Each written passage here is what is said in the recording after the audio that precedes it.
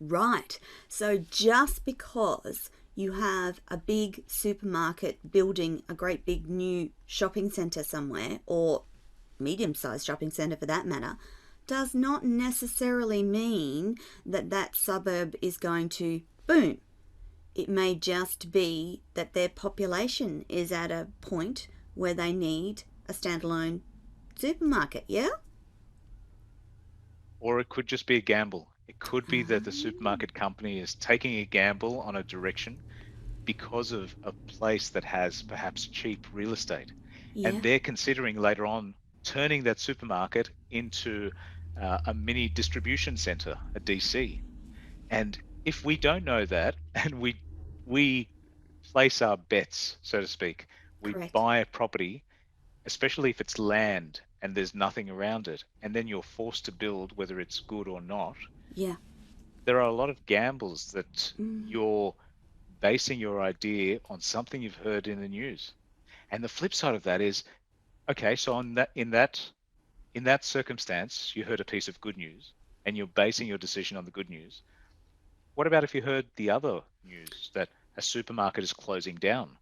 Would you mm, consider then that you should sell immediately and get out of the suburb because a one of the big four supermarkets is closed down? It doesn't actually work that way. There's so many more variables. And truly, you have to look at things through clusters. So rather than one thing, what happens if a new area has a Bunnings opening up, a yes. hardware store, a supermarket, if the cinema in the area is opening up?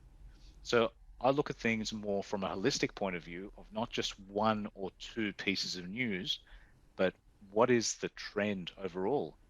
Is the federal government getting involved? Is the state government getting involved? Is the local council getting Ah, involved? What are the contributions?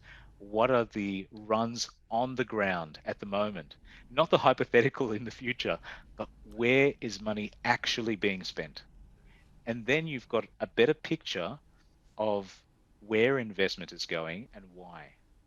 So I guess that brings us back to more of a blueprint of how do you analyze something before you yes. commit? How do you analyze something to maximize profit or to maximize rental income?